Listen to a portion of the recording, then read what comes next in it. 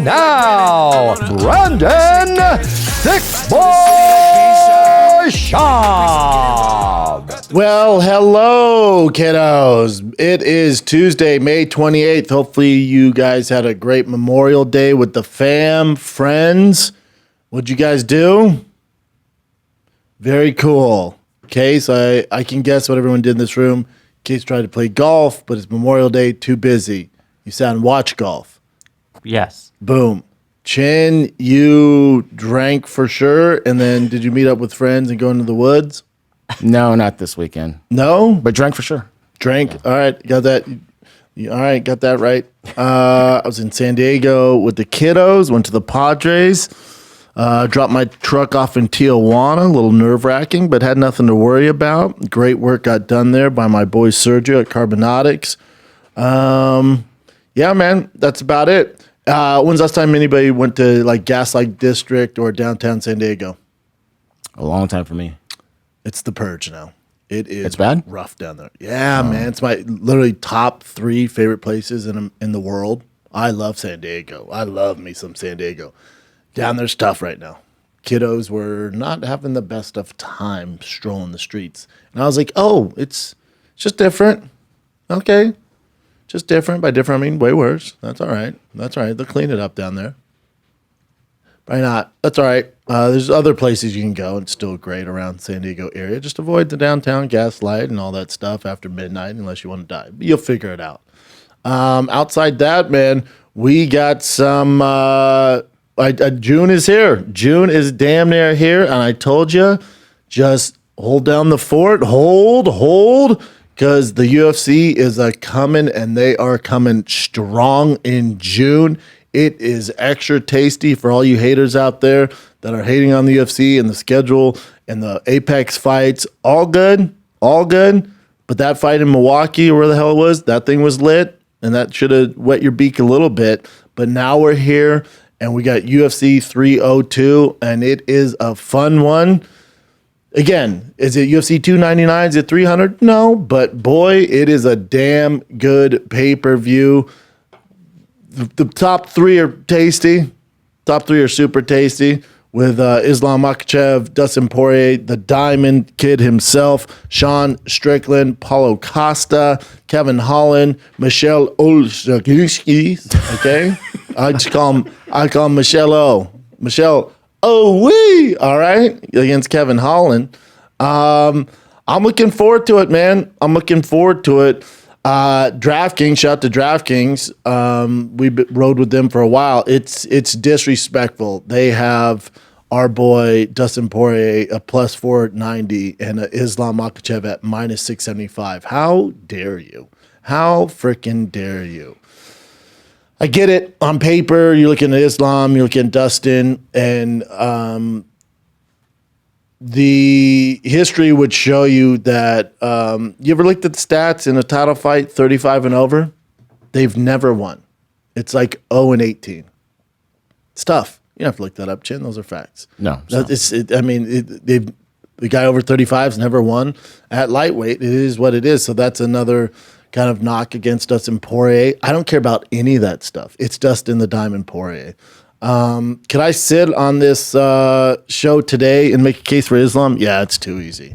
But that's not fun, nor do I think it's the truth. I think the odds makers at minus 675 are taking out, they're just not putting a few things into context there. And I think that's the easy thing to do. And I think... as Dustin Poirier says, you can't fight destiny, and I do think this was set up for a reason. And I have to hope that Makhachev isn't who he thinks he is and who we think he is. And hear me out here. Is he great? Is he pound for pound go right now? GOAT, not greatest of all time. Is he the pound for pound number 1 guy right now? There's argument there. He's definitely top 2. No argument there. My argument against Makhachev and being kind of overhyped, who's he beat? He hasn't defended the title against a 155er. His best win is over Charles Oliveira. Outside that, he was fighting a guy at 145 and struggled with him that first fight. I thought Volkanovski might have won the fight, might have been a little biased. The, David Goliath fight there. Maybe you're cheering for the smaller man. You're a little biased. That's fine. Definitely gave him his toughest fight. Definitely struggled in that fight. In the rematch, Volkanovski takes it on basically a 2-week notice, gets head kicked. Okay, not great. But still, you look at Makhachev's record, who's the toughest guy he's beat at 55? Charles Oliveira. Before that, he fought Bobby Green. Tough guy. Not a top echelon talent there. Not a world beater. Beat Dan Hooker. Again, tough guy. Not top of the spear guy. Keep going. Arman Sarukian, great win now. At the time, you look at his resume, and it's very similar to Khabib, like the knock on Khabib. Khabib, amazing. Definitely in conversation for one of the greatest 55ers of all time. Is he the greatest? No, not to me, because his strength of schedule. And for Makhachev, same knock on him, strength of schedule.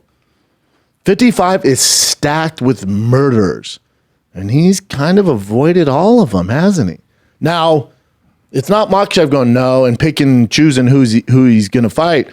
He's been lined up to fight big-time guys, and they fall out, like with Bobby Green. So he's had to just stay active and take the fights that are available to him. So it's not a case of Makhachev turning down fights or avoiding fights. I'm not saying that in any facet. All I'm saying, it's very black and white. You look at his strength of schedule, and it might be the easiest strength of schedule at 55 in the top 5. You look at all the other cats, they fought freaking monsters. Not this guy. So how good is he? We still don't know. You're basing how good he is off the Charles Oliveira fight. It's a pretty good test there. He did pretty damn well.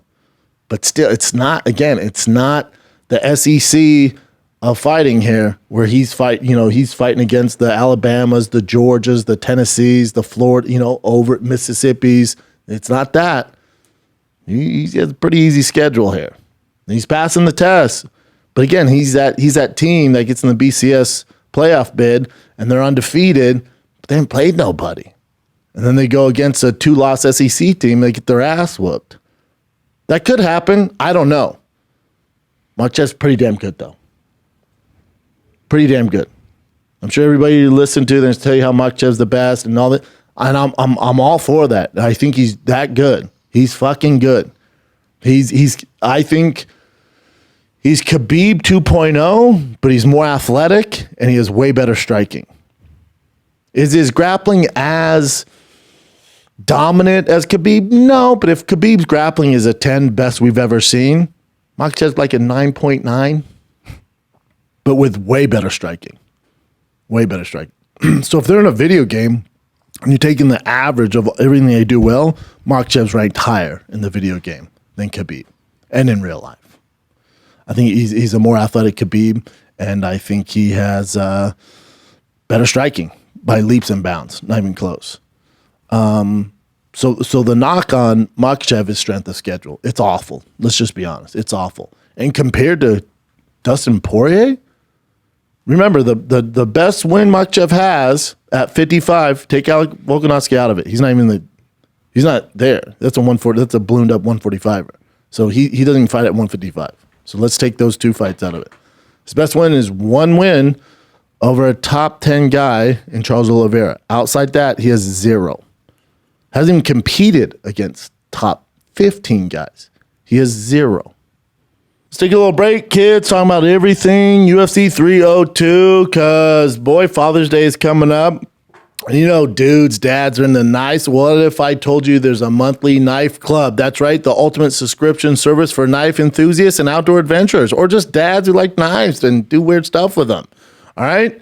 They got the best of the best knives. They got high-end knives, outdoor and survival gear, box plans, and boy, they got the big boys. You're talking about Sig & Sauer, Gerber, Kershaw, and so much many other big brands. Check out other subscription boxes like the Knife and Watch plan. You like knives? You like watches? Sure do. I'm a dude. I'm in. You know what I'm saying? It's the perfect gift alert. Their knife and outdoor gear and survival boxes are ideal for the hard-to-buy dad out there or anyone who likes outdoor survival. We got you, man. And Father's Day, like I told you, it's right around the corner. Give the gift that keeps on cutting, all right? Use the code Schaub at monthlyknifeclub.com for 10% off your first month. That's code Schaub, S-C-H-A-U-B, at monthlyknifeclub.com for 10% off your first month. Should I read Dustin Poirier's resume now? Should I put you on game, y'all? As the kids like to say. Want me to make it lit? It's going to be cool, man. Benoit St. Denis was ranked pretty high. Justin Gaethje, Michael Chandler, Charles Oliveira, Conor McGregor twice, Dan Hooker, similar opponent, Khabib, Max Holloway, Eddie Alvarez, Justin Gaethje, Anthony Pettis, Eddie Alvarez, Jim Miller. He also fought Bobby Green, knocked him out. Fought Michael Johnson. You can keep going. Fought, all these are great wins, but Conor McGregor, again, Diego Brando's no punk. Keep going. Cub Swanson, Korean Zombie, Max Holloway. Ever heard of him? You know, like it is the who's who in this game, man. He's battle tested. Battle tested. Makhachev isn't really battle tested. That's not saying he can't be the guy. That's not saying he's not the guy already. I'm just saying, as of today, May 28th at 9:34 a.m. on this lovely Tuesday, a little chilly Tuesday in LA, if we're in a war and I want one person in my foxhole, based off today and the resume at hand, you're taking Dustin Poirier. Battle tested. Been there with the best. He's been down. He's been up. He's a fighter. And now, again, this isn't saying Makhachev's not the great. He's not good. I'm not saying any of that. I'm just saying the jury's still out on him. We do not know. All signs point to he's that guy. He's that damn good. Might be the greatest of all time when it's all said and done. But as of right now, we can't say that because he has one win at 55 that we respect. And Dustin has been through the ringer. And he just knocked out a surging French Special Forces monster. KO'd him. KO'd him.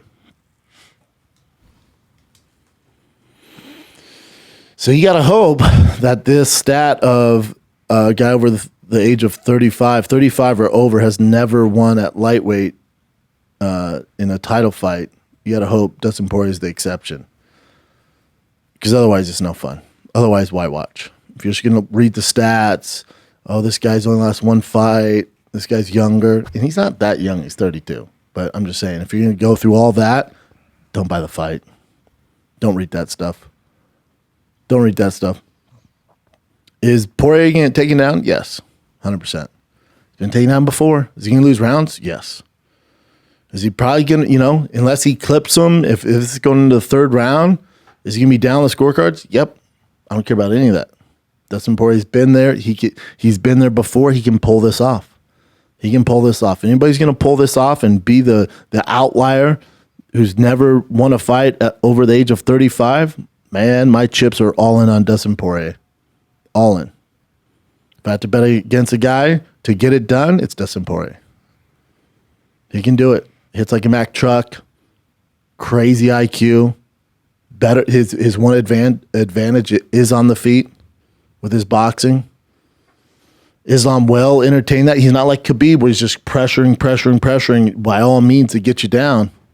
He'll entertain the striking game there. We'll see what he does with his game plan because he knows that's Dustin's best chance to win. So we'll see how, if he wants to be entertaining or if he just wants to get the job done. I'm going to lean on the side of just wants to get the job done, but we'll see. Hopefully he does play that game with Dustin, gives him a chance.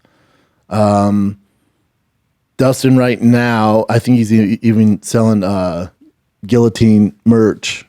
And, because he went for a guillotine literally 40 times in the last fight, and he does it all the time. He's never won by guillotine. Never. So Makhachev's like, yeah, he'll go for a guillotine. I hope he does. If I'm Dustin, it'd be so insane if he pulls it off. That'd be a great way to win, and his merch would sell like freaking hot fire. But stop going for the guillotine, right? Even his coach, like, dude, you got to stop. He's like, no, it's right there. He's like, I get it. You've never won by guillotine, dude. You have like 400 fights. It's never happened. So threaten that with Makhachev. I'm sure they're training it, but they're gonna use that to their advantage, and he'll get taken down, and he'll be in side control, and then he'll get to mount. Then Dustin Poirier will roll over and try and stand up, and that's a complete nightmare. So forget about the guillotine in this. But it would be sick if he won by a guillotine. He keeps talking about it. But I can see Dustin pulling this off, and Islam's gonna have Khabib in his corner. But guess who's in Dustin the Diamond Poirier's corner? That Louisiana bad boy dark arts hitter, Theo Vaughn. Really? I don't know if he's in his corner, but he's I guarantee he's cage side. Mm-hmm. Guarantee you the UFC shows him. Guarantee he sends you a general tweet on the main card. Okay. That's what I can guarantee. But if we're going to, if we're going to Foxhole and we lock down for a few months, would you rather have Khabib or Theo Vaughn? Theo Vaughn. Of course. Entertaining you, man. Keeping the spirits up. Keeping the troops' morale up. All right? So one has Khabib, one has Theo. Again, another win for DP. And the other thing about Dustin Poirier, why I would love to see him win this title fight and walk away from the game as a world champion. Winning the 155 title is the toughest thing to do in sports. Damn near. It's up there, man. It is murderer's row. There's also more talented people who can fight their ass off, walk around that can make 155 than any other weight class walking this earth. So it's the most competitive. It's the most deep division in every organization, but especially in the top organization, the UFC. So for him to become champion at 155 over the age of 35, at 155, I just said a lot of fives, I get it. But to do that is wild. This is what they make movies about. Dustin Poirier is that guy, and nobody deserves it more. In a world filled with clickbait bullshit and TikTok stuff and guys getting title shots, getting huge fights or main card fights or main event fights because, you know, they're good at social media. In that world, be more like Dustin Poirier. Just work. Just train. Put your blinders on.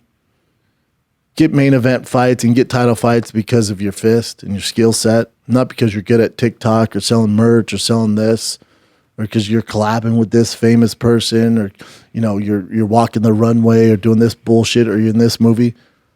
In a world filled with frauds, be more like Dustin Poirier. If you have kids, which I do, Dustin Poirier's a guy you can say, be like him. Be like him. That's why I want him to win. Now, the issue is Islam's a good guy too. It's not like good guy, bad guy here. That's not the narrative here. Islam's a great guy too. But Dustin Poirier, Islam has a lot more fighting to do, and his story is yet to be told, and he's probably going to end up the greatest of all time. Dustin Poirier, it's now. It's literally this Saturday. We'll never get this opportunity again. Islam, he could lose this. Maybe they do the rematch, and then he'll go on to become champ. Dustin Poirier, this is it, bud. This is it. If you lose this, this is it. We'll never fight for gold again, ever. Ever. How can you not root for that guy? How can you absolutely not root for that guy? I think we all love Dustin Poirier. Of course. Yeah, and boy, are the odds against him. I mean, it's fucking Rocky against that Russian. That's what this is. And the odds were also against him against BSD, so you never know. Let's take a little break because 302 is this freaking Saturday. The Octagon is back in Newark for the 10th time. Your boy out there knocked out Crow Cop. Don't hate me. All right? And while I can't guarantee there will be 10 times the action, I can say this. You don't want to miss out on any of the action over at DraftKings Sportsbook, the official sports betting partner of the UFC. It's a banger card with the lightweight, middleweight, and welterweight matchups all set to take place in the octagon. You're new to DraftKings? Listen up. New customers can get a no-sweat bet up to $1,500. Just make a minimum deposit of $5, and you'll get a bonus bet back in the amount of your original bet if your first bet doesn't hit. UFC 302 DP, huge underdog. Strickland, favorite, but you could parlay that with the over 3.5 rounds, win some money, okay? So download the DraftKings Sportsbook app right now. Use the code SCHAUB. That's code SCHAUB for new customers to get a no-sweat bet up to $1,500 if your first bet doesn't hit. Only on DraftKings. The crown is yours. Gambling problem? Call 1-800-GAMBLER, or in West Virginia, visit www.1800gambler.net. In New York, call 8778-HOPE-NY or text HOPE-NY 467-369. In Connecticut, help is available for problem gambling. Call 888-789-7777 or visit ccpg.org. Please play responsibly. On behalf of Boot Hill Casino and Resort in Kansas, 21 plus, age varies by jurisdiction, void in Ontario. One no-sweat bet per new customer issued as one bonus bet based on the amount of initial losing bet. Bonus bets expire 168 hours after issuance. See dkng.co/MMA for eligibility, wagering, and deposit restrictions, terms, and responsible gaming resources. And here's the other thing. Casey and I love us some Conor McGregor. We love him. He's our fave. Reason I do all this, right? Let this sink in. Let this sink in, Casey. Mm-hmm. I know you're Dustin Poirier pulls this off, beats Islam. Oh my God, world's on fire. Islam's like, I want an immediate rematch. Shut up. Conor beats Chandler. Dustin, Conor, 55 world title. Fourth fight. Do you hate money and views, UFC? Think how big that would be. And probably both their last fights. It would be lit. It would be perfect. Islam wins, fights Sarukian next, and it's fine, but it's not the Diamond versus the Notorious for a title at 55 in Dublin, Chin. Okay. I don't like your fucking attitude, dude. That could happen. That's another reason you should root for him. All right? Mm-hmm. It's another reason you should champion Dustin the Diamond Poirier. On top of being a great dad. On top of being a model citizen. And here's the thing. I know Instagram and social media wants to highlight, and the MMA media wants to highlight all these wild boys in the UFC, and they're doing all this crazy shit, and that gets views, and that gets people interested in their fight. I'm going to let you guys in on a little secret. 95% of the roster is like Dustin Poirier. They're not crazy. They don't have any illness you can chalk up to. They don't have any of this stuff. Most of them train their ass off, go home to their families, wake up, do the exact same thing until it's fight day. That's 95% of the roster. Most fighters are like Dustin Poirier. It's just the 5% get talked about the most. Most of the fighters like Dustin Poirier. Normal people trying to make a living, work their ass off. That's most of the UFC. Hate to tell you. They're not these wild boys, and they're cage fighters, so I bet they're crazy, and they get tattoos on their face, and they do drugs, and they do this, and what? Are you from the 90s? What the hell are you talking about? No. Most of them are solid people, great humans, good citizens, don't break the law, work hard for their family, go to work. That's it. They don't give a shit about social media and all the other bullshit. 95% of the roster is like Dustin Poirier. Dustin Poirier represents all of those people. Islam too. He didn't fuck around with social media and the TikToks and collabs and YouTube and Mr. Beast this and, jumping out of planes to get views and shaking your dick in front of the camera. No, OnlyFans, whatever. No. Does his job, wins, goes home. When's the next assignment? Good. So he's the same. This would be so much easier to navigate if Islam was a bad guy and like a dark, like evil dude. This would be way easier. But what Dustin's not making the headlines. Islam's not making the headlines. When they fight the week of, yeah, it makes headlines. Headlines are John Jones this, Conor this, all this dark shit all the time. That's probably less than 2% of the UFC. Most of the fighters are like Dustin Poirier. Dustin represents all of them. Blue collar, work their ass off, pick their boots up, go to work. He deserves it. Boy's a tough test, though. Islam's a minus 675, y'all. That's what you want, though. That's the narrative. Way to go, DraftKings. Haters. And your co-main event, before I give a prediction on this, I'm almost positive that's 5 rounds. I know most time co-main events, if it's not for a title, it's 3 rounds. I'm pretty sure that's a 5-round fight. Strickland versus Costa. Mm-hmm.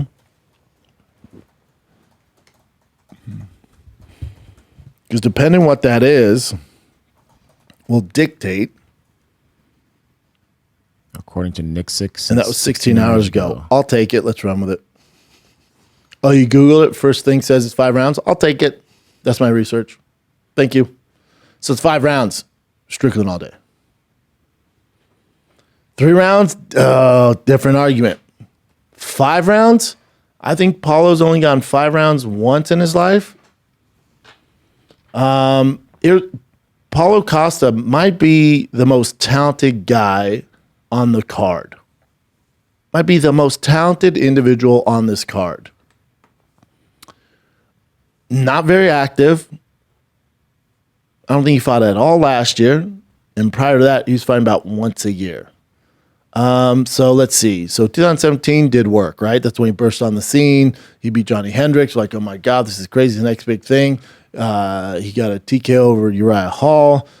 So he fought 3 times in the UFC in 2017. That's a hot second ago. He fought once after that in 2018 against Uriah Hall. He won. Then he fought once in 2019 against Yoel Romero. Amazing fight.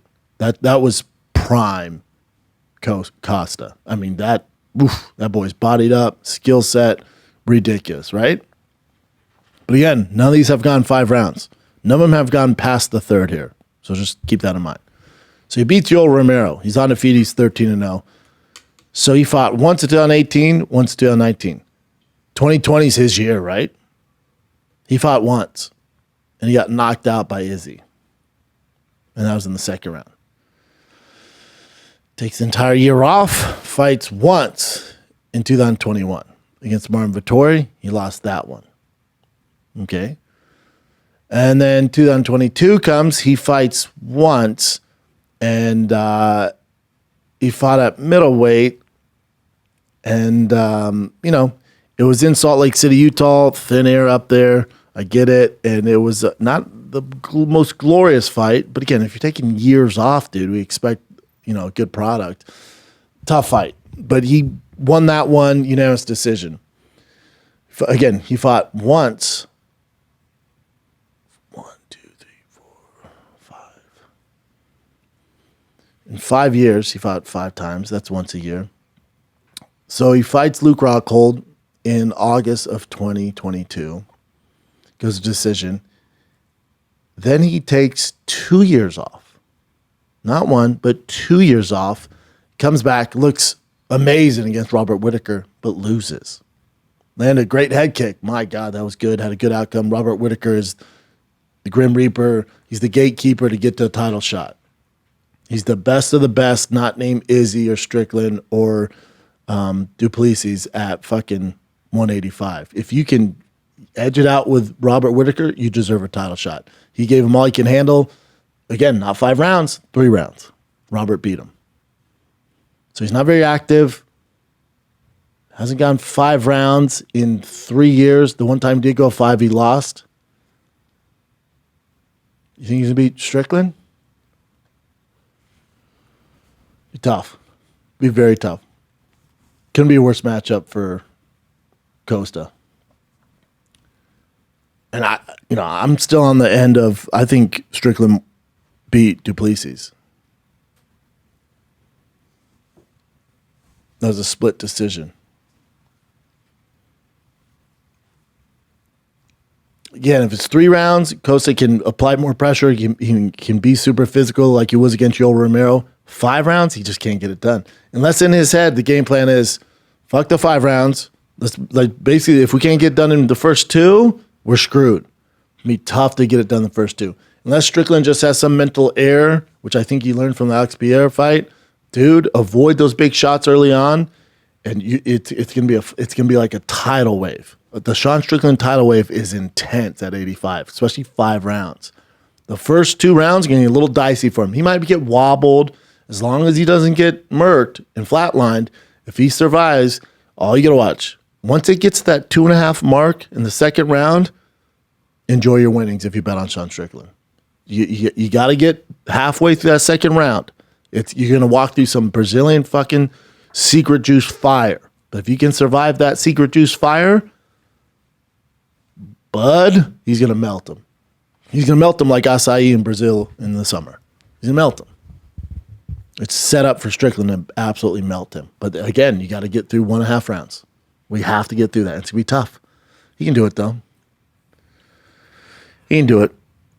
Let's take a little break. When I started podcasting, the online store was the furthest thing from my mind. Now I'm selling all sorts of cool stuff, and it's so easy, all because I use Shopify. The giveaway truck we're using, Shopify, it's all powered by Shopify. That special Raptor that we got Roush on board. We got Kibby Tech, King Shocks. We got McNeil Racing, Blitzkrieg. We got all of it. That's all going to be powered by Shopify for the merch, for the giveaway.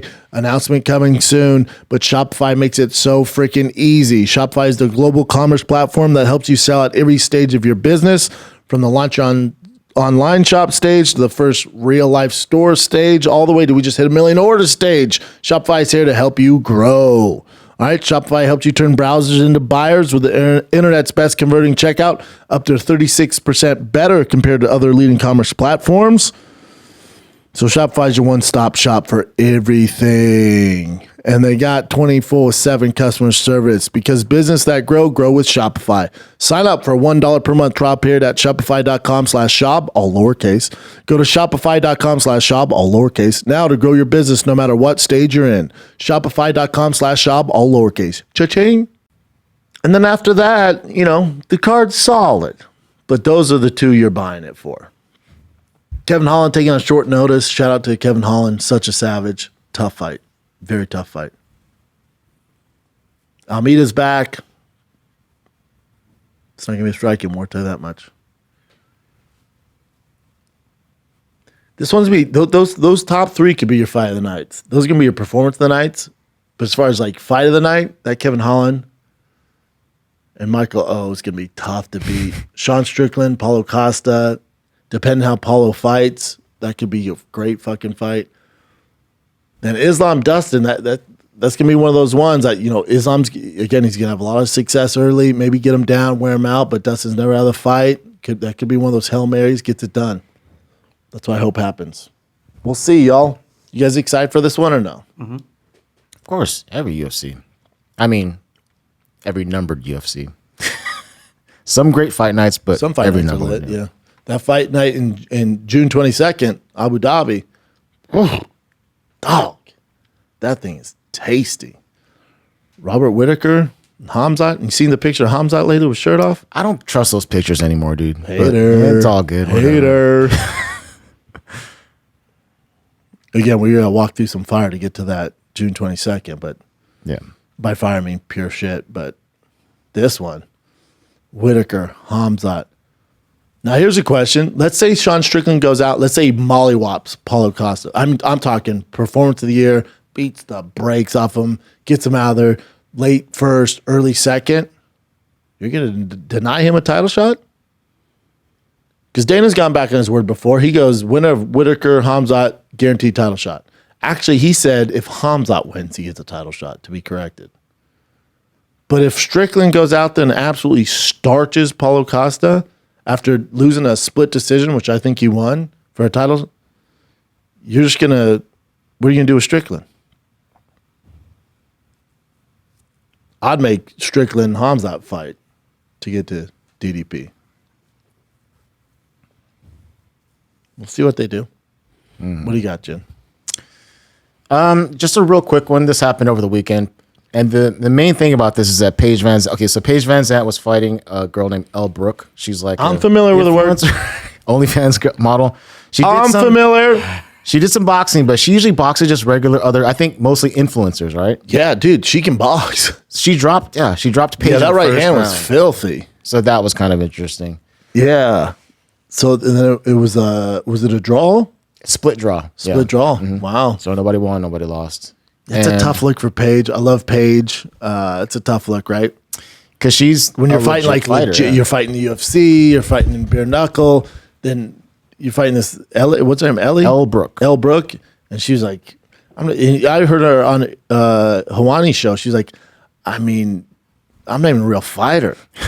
I've never fought pro before. I've been fighting influencers. She's like, so I feel like this is a step down for her, you know? And Paige was like, I'm training my ass off for this. And then Elle Brooke gave her all she could have. That overhand right was filthy. The timing, everything, that was nasty. It's like a walk-off. Hate to see it. And this is Paige's statement afterwards. I'll just play real quick. Hey everybody, obviously we didn't get the results that we predicted last night. I really thought that I did enough at the end. My whole team thought we did enough. I think a lot of people did. The judging, a little bit nuts, but it looks like it sets up the perfect rematch. I just got to go to her turf and take her belt there. So I'll see all of you guys in London. Thank you guys, Misfits. This was an incredible experience. Obviously not hurt or injured. I do think my jab was landing a little bit, so I'll just wait for the bruise to heal, but straight back to camp, and yeah, I'm excited. Let's do this one more time. But so she was destroyed in the comments section by pretty much everyone. Yeah, but she gets a lot of hate because, you know, you're dealing with trolls that don't have girlfriends, and obviously she's a pretty girl who can fight. So what are they upset about? Just how she got dropped by someone that should not be Oh, dropping yeah, her, I get it. basically. But they go Yeah, pretty this hard. guy goes, you got dropped by a porn star. Yeah, a porn star can hit, you know? Yeah. There's a lot, but yeah, whatever. I won't go into it too much. Yeah, it gets dark, Jen. Yeah. So Ryan Garcia, his B sample, it turned out positive as well for Austrian. So it is a legit, you know, he somehow ingested Austrian, whether he did it on purpose or not. But this is how he replied to the statement or the results. So let's see. He says, let's go. We positive vibes, bro. Yeah, so happy. Then oh man, he's not doing himself any favors. Then all caps, but I fucking love steroids. Funny though. Then he put, I don't care. I'll never take money again with boxing. Your loss, not mine, for setting me up. A little joke on y'all. Then he put, I will swallow all steroids. I don't know what's going on with him, dude. Yeah. Yeah. Yeah, but then I saw Ryan post something too that Haney has been overweight by 18 pounds in every title fight he's had. Oh, after you rehydrate, you mean? Yeah, he wasn't supposed to. So all those should be voided. So boxing gonna box. It's the most crooked sport in the world, right? So figure it out. Even with this, like, you know, Canelo's tested hot before, blamed it on tacos, and we're like, whatever. So for Ryan, this thing, he'll fight boxing again. Guarantee it. All right. Just sticking to boxing real quick. So Mike Tyson apparently was on an aircraft from Miami to Los Angeles and Damn, had you said some aircraft. Shit. an airplane, That's how whatever. you're getting older, Plane? Chin. Yeah. Okay, so a plane, right? Michael Tyson boarded an aircraft. Aircraft. And apparently it was delayed for a bit. That's what the news said in the beginning. Like, it was delayed, and it was because he had this, issue.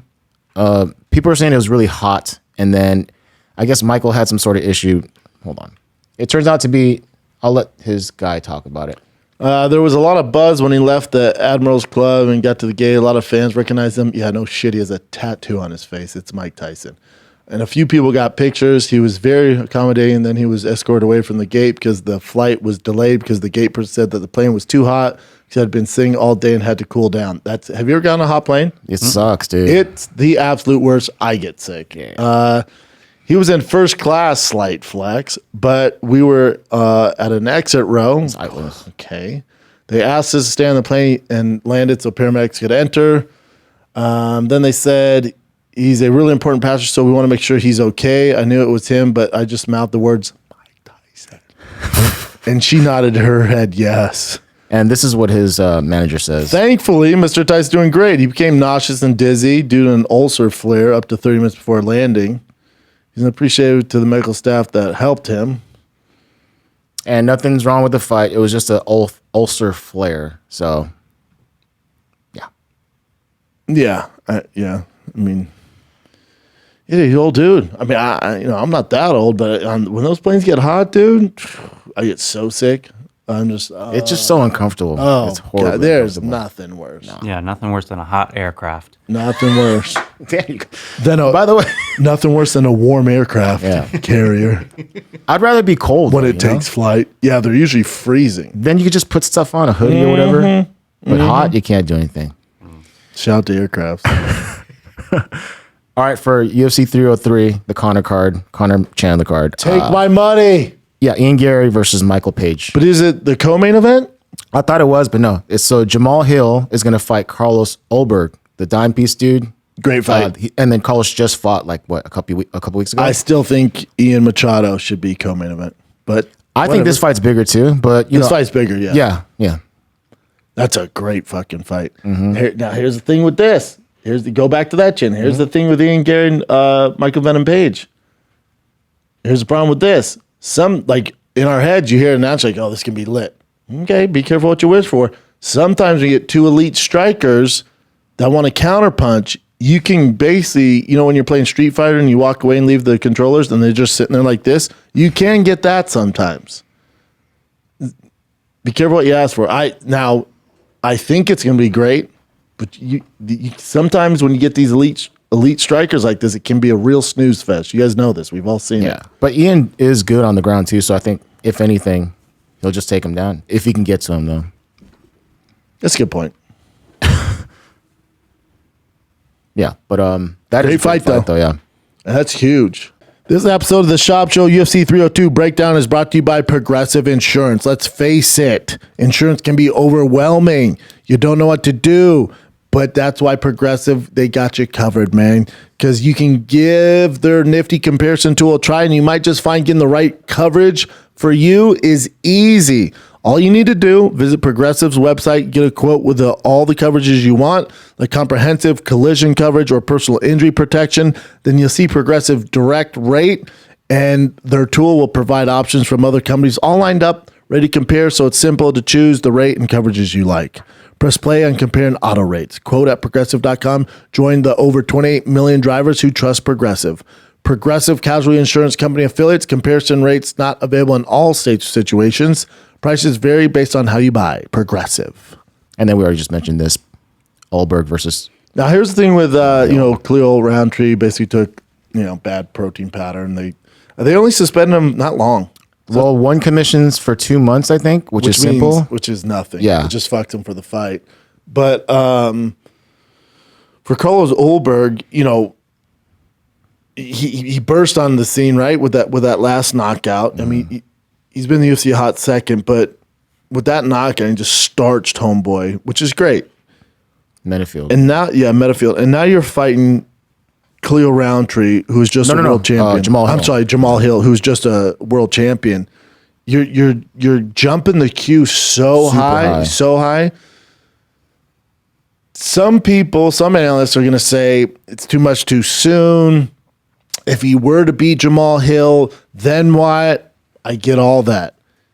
But you have to take the opportunities when they come. Now Carlos Ulberg is becoming more of a name in the UFC. And if you turn this down, it's going to take you, I'm talking probably 2 years if you were to go undefeated to get to this point. So yeah, you're jumping. Are you ready for it? Probably not. But if you win, dude, if you win, you're at least in the conversation. And then if you're not ready and your fight IQ, whatever, causes you to lose the championship fight, at least you're still in the queue. So I don't think there's a downside to taking this fight for him, because he can win. He can definitely win. I can see either guy winning. Jamahal or Carlos can win this fight. But if Carlos Ulberg does pull this off, at least you're in the conversation now in the top 5. So at least you're getting big fights. Otherwise, again, the road's fucking tough at light heavyweight to get to top 5, top 3 to get a shot like this, and they call your name. Go, man, go. Yep. Most people say too much too soon. I don't care. Go. It's too tough, man. You never know if you're gonna get this opportunity. And if you say no, like, all right, I'm gonna put you back on the undercard. Here's another fight night. You're fighting these monsters, and then who knows? Maybe you get hurt. Then you're out 2 years. Then what?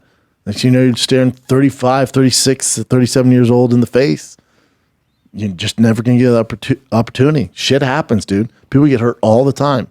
They call your name, fucking go, dude. Especially in the UFC, go. Yeah. You never know. You never know. Izzy and teammates and even like MMA media say like he's insanely talented. So, But it's all here. he seems to be. We haven't seen him at, who knows? I know. We don't know. This will be the test for We sure. haven't seen him at that level. You're almost talking about a different sport. When you're fighting on the undercard and then you're co-main event on a Conor McGregor card, Probably the biggest card, yeah. different animal, different game, different sport. Mentally, it's just you've never experienced it. There's nothing we can do to give you that experience. The only way you gain that experience by doing it, jump. They ask you to jump, fucking jump. Even if you're not sure you can jump that high or if you're going to land, fucking go, dude. Because it's professional sports at the highest level. It's damn near impossible to get there. Go. People will sit back and the analysts and the experts go, I don't know if he's ready for it. What happens if he loses? Okay. What happens if he wins? What happens if he wins again? What happens if he has a great performance? Like, okay, he can hang up here. And now you did jump the queue and you don't have to go through all that shit and those fight nights fighting at the Apex. Now you're getting sponsors. You're more of a name. And you're going to be a name for the next 2 years. As long as you can win a few of those, like this is the move for him. I love it. Yeah. All right, next one. This came out of nowhere, but Chito Vera versus Davison Figueiredo. Love it. In Abu Dhabi. Great fight. Love that fight. Shout out to our boy Chito. Yeah. And that's August 3rd. August? All right. Let's go. This is kind of a quick one. So Ronda Rousey was on this show. I'm not sure if it's a podcast or a show, but she was saying like if she ever went to, she said MMA media, everyone was talking smack about her, and then if she feels that if she ever showed up to a UFC event, she would be like booed like crazy. She thinks everyone hates her. Basically. Oh, I don't think so. I think that's in her head, and she's making a bigger deal than it is. I think the other thing is, who has she talked to in the MMA media space? No, I think she just reads articles. But that's of course, if you read if any fighter, any person in the spotlight reads MMA articles, like it's tough. It's super dark, and they do negative stuff to get clicks. But that's not the narrative on you in public eye. Like I bet if Ronda walks the streets, no one's booing her. No one's being mean to her. Like that's not real. Like that's in her head. Yeah. I think also like she hasn't talked to anybody in the MMA space. I guarantee Rogan would have her on. Guarantee Luke Thomas would have her on. Ariel Helwani would have her on. The main dudes in the space would have her on. She's not reaching out to them. She's just, they hate me. No. As a matter of fact, I bet all three of those guys I mentioned are cool with you. You might not be cool with them for whatever reason. I don't know. But I guarantee they would give you a fair shot. No one's going to be mean to you and go a long ways for your career. I saw it. You don't have to play it and slow down your computer. I saw it. I think, again, this is her. Again, Ronda's a sweet girl, sweet lady. She's done so much for the game.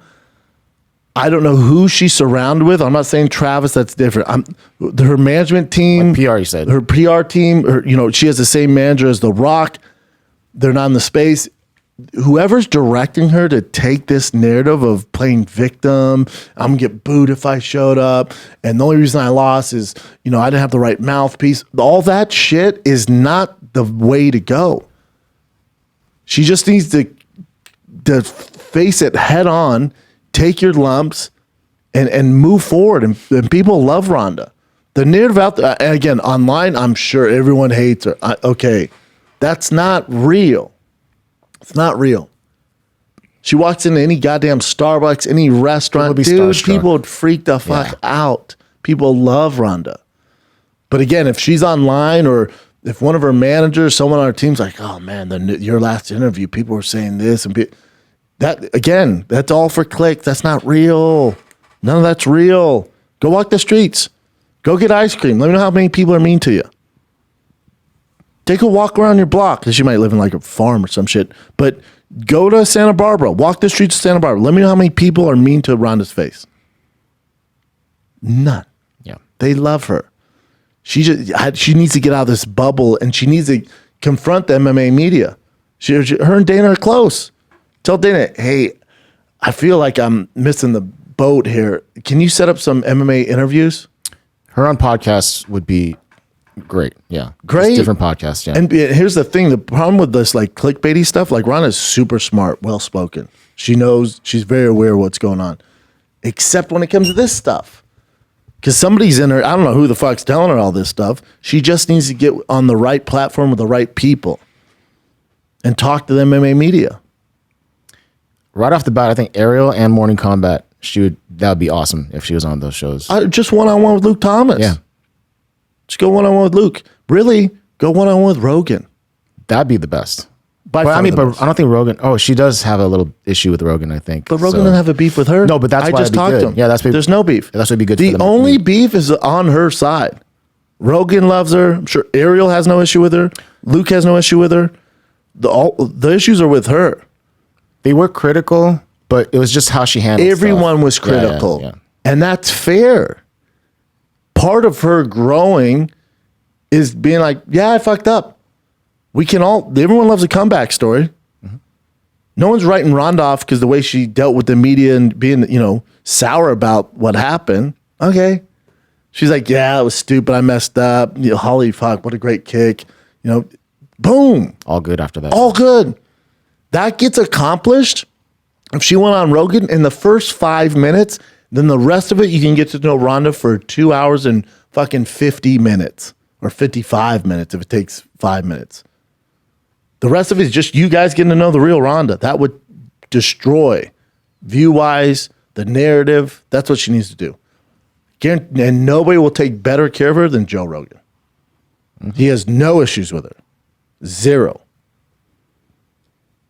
And did we all forget Rogan was one of the main ones that hyped her up too? She's the Mike Tyson. He built this monster, man. Yeah. And so to go, oh, those guys went bad on me. You're getting confused of going bad and then being critical of your mistakes inside the octagon. Two different things. You as a person and then you as making mistakes inside the octagon are two different things. Completely different. It's okay to be critical of someone at their job. That's okay. That's what they do. Whoever it is. She's acting like she's the only one that people critique when she has a bad performance or a good performance. No, everyone gets this. That's the game. I do recall, though, it is how, not showing up to the press conference. It's like inside and outside the octagon. So how she reacted to MMA, because people were just, Yeah, how she conducted herself that fight week during the fight. Yeah. Again, all good. All good, man. She came back like, that was stupid. If I could redo it, I wouldn't have done that. Boom. What can you say? Okay, we all make mistakes. Okay, at least she's aware of it. The issue now, the narrative now that keeps going. Oh, didn't we talk about this 2 fucking weeks ago? Didn't we talk about this a week ago? The narrative, it's the same thing over. I don't know who the fuck is in her ear, but this narrative of playing victim and I can walk in, I'd be booed. The fuck? No. What? No. And to keep doing these interviews the same way, this ain't the way to go. Figure it out. And again, maybe Ronda's not paying attention to it and she thinks this is going well.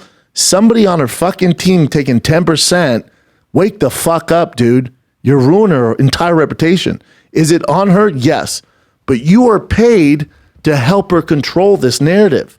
and you're fucking failing. And it's a shame because you're talking about one of the greatest athletes to ever compete.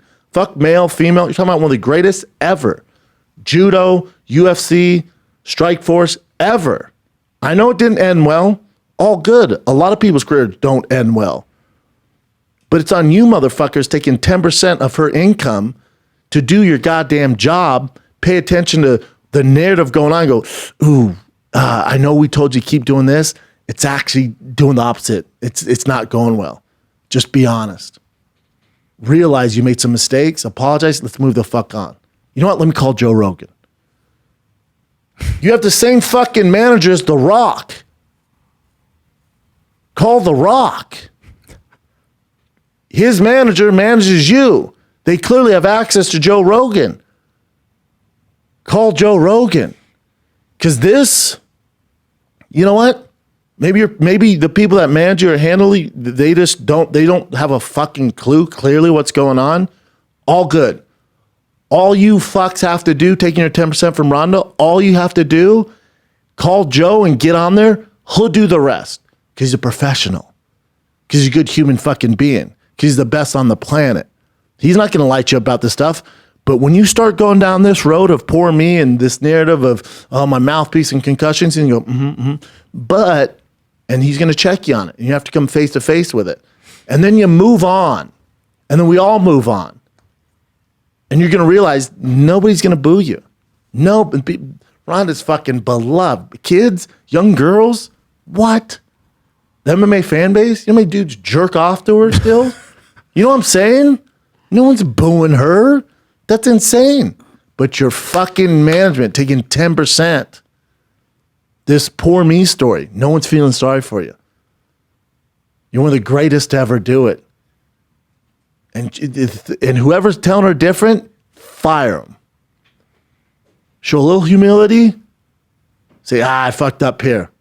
All of us can relate to that. I've made a million fucking mistakes. I own them. Take complete ownership. Go on Jocko's podcast, Complete Ownership. Fucking call up Jocko. He's in San Diego, I think. Maybe he moved up with all the bullshit. He's in San Diego. Drive down there. Get on Jocko's podcast. He'll sign the fucking taking full ownership book, whatever the hell it's called, and go, good. Do that. These are two avenues. And if your management's, I'm not the guy. You don't want to come on here. I'm wild. I don't know what the fuck I'm doing. I'll probably be like, yeah, they probably would boo you. I don't know. I just go with things. I'm not the guy. I'm not a journalist. You do Rogan. You do Jocko. You know what? Do Theo Vaughn. Do Theo Vaughn. Because Theo Vaughn, he's one step outside of this fight game. He's not a fight expert. He's never been in a fight in his life, right? He's never fought in them, but he enjoys it. Ask Theo's thoughts on Ronda. In person. He'll have fun with it too. Her fucking PR tour should be Jocko, so serious. Rogan, oh, what a learning lesson. This how dope Ronda is? Wow, she's smart. Trust me, she's smart as fuck, dude. And then Theo, boom, clip. This shit all goes away. Any other brain fucking busters? And I'm not a manager. I'm just a guy with a tiny fucking skull cap. Fuck! It's too easy, man. Figure it out. And I don't charge 10%. I charge a positive attitude. Fair enough. And then jump on an aircraft and go have a vacation. A nice, beautiful What else you aircraft got, Chin? with AC. Any other fucking question? O'Reilly Auto Parts. O'Reilly. They're in the business of keeping your car on the road. O'Reilly Auto Parts offers friendly, helpful service and parts knowledge you need for all your maintenance and repairs. Whatever you need, they got you covered. I have a 20-year-old Ford Lightning. They had the parts, and if they didn't, they came the next freaking day. They've got thousands of parts and accessories in stock, either in-store or online, so you never have to worry if you're in a jam. The O'Reilly team got you covered. The team at O'Reilly Auto Parts can test your battery for free in or out of your car. If it needs to be replaced, bam, they help you find it just the way you need to get back on the road. Need your windshield wipers replaced? We got you. Brake light fixed? We got you. Quick service? We got you. They help you find the right part or point you to the nearest local repair shop for help. Whether you're a car expert or a freaking rookie when it comes to cars, the employees at O'Reilly Auto Parts are knowledgeable, helpful, and best of all, super friendly. The professional parts people at O'Reilly Auto Parts are your one-stop shop for all things auto do-it-yourself, and you can find what you need in store or online. Stop by O'Reilly Auto Parts today or visit them at O'ReillyAuto.com/Schaub, SCHAUB. That's O'ReillyAuto.com/Schaub. O'Reilly. Yeah, dude. I don't know if you know anything about this, but Rampage Jackson had mentioned on his podcast that there's some big news coming out about John Jones that's going to shake the MMA world. Oh, I talked to my good friend Rampage Jackson, and I put, holy shit, dude, you got to tell me. I won't talk about everything, but what I can say, he said, it's not what you're thinking. It's not bad or good. It's just big news. I put the emoji like this. What's that mean? He didn't respond. That's all right, well, I guess we'll find out apparently, because apparently it's going to come out.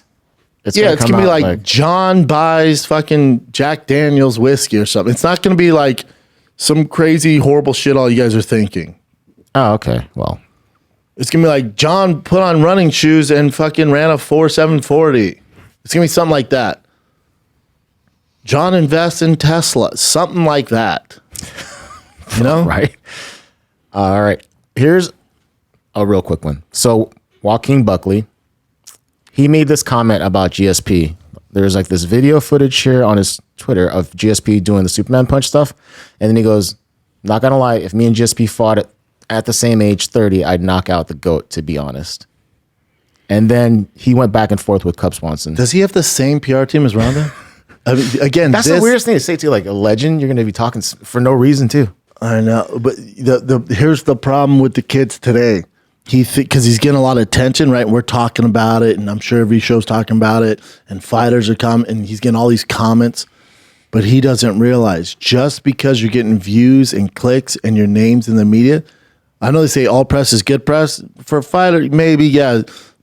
I can see how he thinks this and his team thinks this. I don't think Joaquin Buckley's that guy. I don't think he's this bad guy. I'm not saying he's bad. I don't think he's this kind of shit talker. Also, the narrative of talking down to your elders in DC. Young man, let me educate you on DC. So real quick, what you're attempting to do in the UFC, what you're attempting to do, become world champion, he did that. He did that. He did it at heavyweight. He did it at light heavyweight. He did it not only in the UFC, but in Strikeforce. And I know Joaquin Buckley's young, buddy. I want you to Google, all right? It's going to pop up for you. The Strikeforce Heavyweight Grand Prix. I want you to see who a small, undersized Daniel Cormier beat in order to become a world champion in Strikeforce. It's just not, you're talking about a guy on Mount fucking Rushmore of MMA. You're talking about a guy that does a lot for the community. You're talking about a guy who's a voice of the UFC. This guy's going to commentate your fights, bud. Also, you could go undefeated this year and next year, and you still wouldn't be even close to DC's resume. That's what you're dealing with. And at the end of the day, let's say you keep this beef with DC. Who do you think the UFC brass is going to side with? How do you think this ends? Better question, how would you like it to end? You fancy yourself a fighter?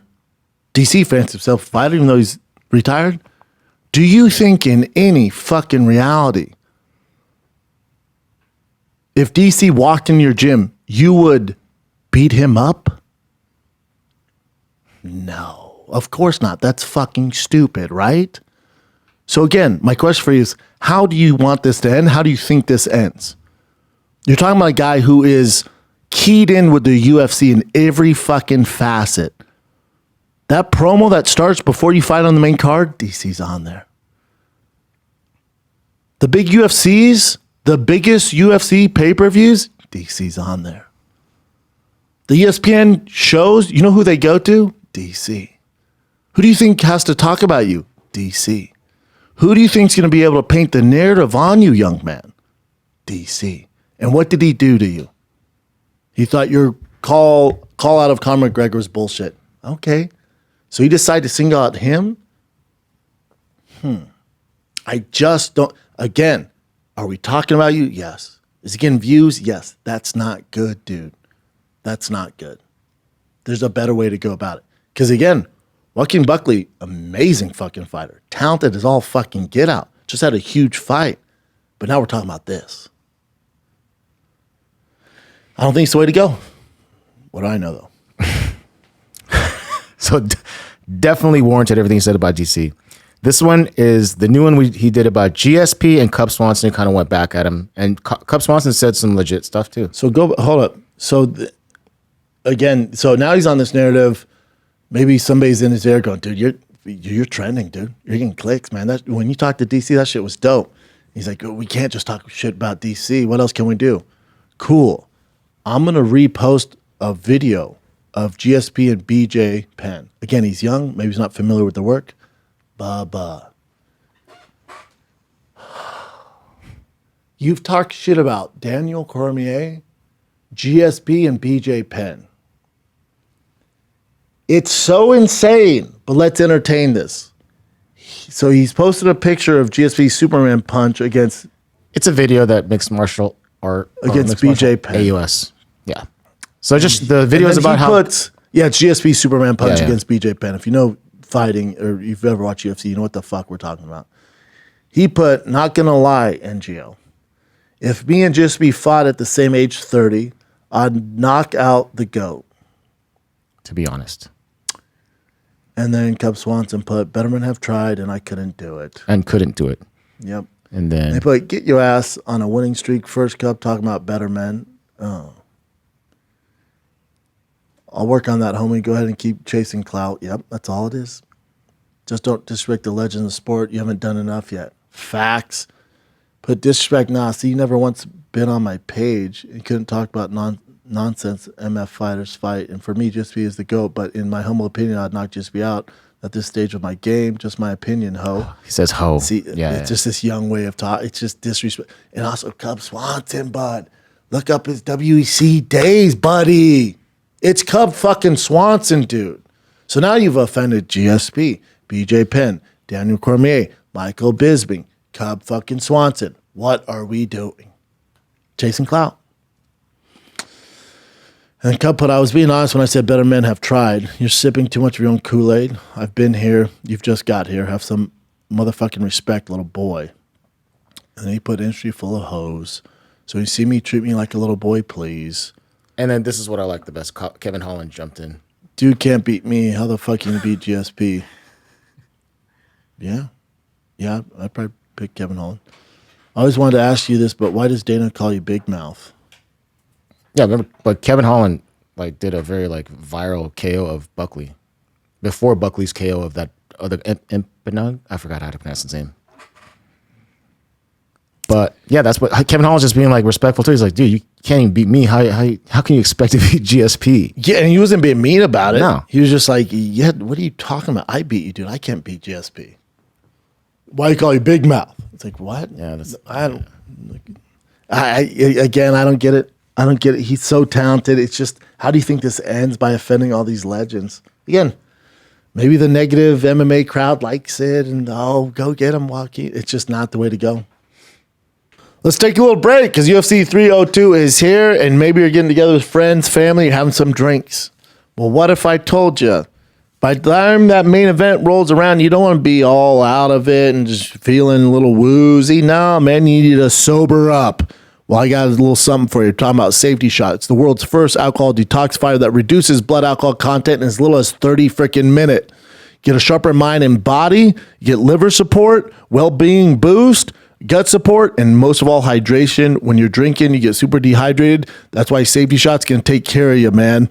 So when you're feeling a little overserved at the UFC 302 party, you're with your buddies, you're with your family, go ahead and have that last shot, enjoy that main event, and sober up, and you get home safe. All you got to do is drink some Safety Shot. Go to drinksafetyshot.com, use the code Brendan, you get 10% off everything. Remember, UFC 302, have the drink on me, drinksafetysshot.com. Promo code Brendan, get 10% off. This episode of the Schaub Show is brought to you by the best supplements on planet Earth. We're talking about Caged. And you're seeing a lot of guys pop hot for supplements. They're saying, oh, it has this in it. It has this in it. Well, if you use Cage, you'd be okay because third-party tested for banned substances. That's right. Cage only use clean formulas. They have the best protein. They have the best pre-workout gear. Dude, you will see Arnold Schwarzenegger in your dreams if you drink this pre-workout. Their Mindset Elite with the caffeine, it has the gold label. That's my favorite. Use it before podcasts, workouts, coaching Little League Baseball. Literally just whenever I need that extra pest, little extra zest in my step, we're talking about Mindset Elite. All right? And Cage, they're there for you. So if you're ready to train harder, live healthier, become the strongest version of yourself, why not? Become harder to kill. Use Cage. All right? These statements have not been evaluated by the Food Drug Administration. This product is not intended to diagnose, treat, cure, or prevent any disease. Go to Cage, KAGED.com. Use promo code SHAUB, 20% off. You're welcome. Let's get back to the program. All right. I don't know about jiu-jitsu, but apparently this guy is supposed to be a badass. This guy, Jeff Glover. Fuck yeah, dude. Jeff Glover. I mean, okay. Yeah. But you're out of favor. This was like, I think, a UFC Fight Pass like jiu-jitsu match card, but it was like a combat jiu-jitsu, so you could see, smack the face with your open hand. Eddie Bravo stuff. That style, yeah. It's called A1 Combat 21. But you're out of favor. Beat him. He choked him out. Yeah, there's no punk, man. Yeah. Yeah, Jeff Glover, I mean, legend, dude. Very decorated, yeah. Let's just do a couple quick ones since we're running low on time. I got 3 shows back to back to back, baby. So Alexander Usyk is going to be in that Smashing Machine movie with The Rock, and he's going to play Igor Vorchanchin. Do you remember that crazy Russian legend dude? Hell yeah. That's fucking awesome. I thought that was dope. This was interesting as well. I think this is like a third-party arbiter that did like whatever internet stream tests or whatever, or looked at the data, and they said that Fury versus Usyk lost about over $100 million in revenue and 20 million illegal streamers. Yeah, man. Because of illegal that's streaming. the problem they're facing. And by the way, dude, illegal streaming is like so easy to access right now too. Well, you just admitted being guilty. No, I'm just saying that's what I heard, man. It's not perfect. You're part from of what the I heard, it's not perfect, but they can still stream it.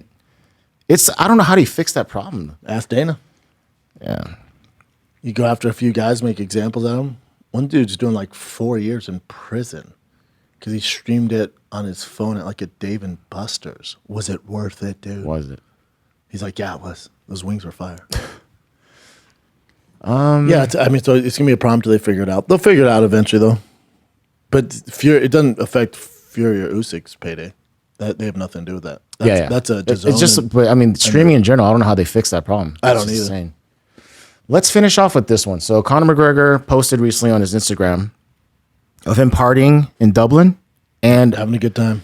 Yeah, it's been deleted since, but I screen recorded it before. Hater. It went. It's not hating, dude. Hater. This is content. So let's play this real quick. I don't know because there's actual music in here. So he put 2:15 in the morning. Yee ha ha ha. And there was comments. He got rid of the comments and then he eventually deleted the whole post. But why I thought was interesting is, first of all, yeah, he's partying, having a good time. He's all, he's on one. He's having a great one. I don't think he's drinking, but he might be on that Molly. And then his girl licks his chest a few times. Yeah, man, they're having a good time. Parents out in town, you know? And then here's a spot where he's basically the Irish Frank the Tank. He's like, I guess I'll come. I'll have one. And then it turns into this. What? But here, so there's this girl with like, her titties are just jiggling. Sure, and, sure. And then he sort of just grazes whatever it is. He's all, what's up, girl? Yeah, he's doing his thing, man. It's Conor McGregor. It's so funny, man. Here's my thing. All people are like, I saw Will Compton was like challenging Fisherman too. It's all, you must not follow Conor McGregor. Because like John Jones, when I see him having a good time, doing the saucy sauce, getting all loose, grabbing tits, I'm like, oh, it's go time. You know? I don't want to see a serious Conor. No, this is Conor, baby. We back. We going Sizzler. He wins. Dustin wins. Boom. 155, biggest title fight ever. Fuck yeah. Is that it? That's it. I hope, yeah. All right, kids. Enjoy UFC 302 this freaking weekend. 155 title is on the line. You got Islam, Dustin Poirier, Sean Strickland, Paulo Costa, That's a 5-rounder. All right. And can Dustin win? Yeah. Are the odds against him? Boy, are they ever. But I'll take him. DP, the Diamond, has the lucky Theo Von, Louisiana hitter, bad boy, dark arts himself, rooting cage side. I'll take his chances. I like DP. Come on, Dustin Poirier. What a great story. Shout out to DP. Hopefully they get it done. I think Sean Strickland melts Paulo Costa. Good luck, boys. Enjoy UFC 302. I'm out.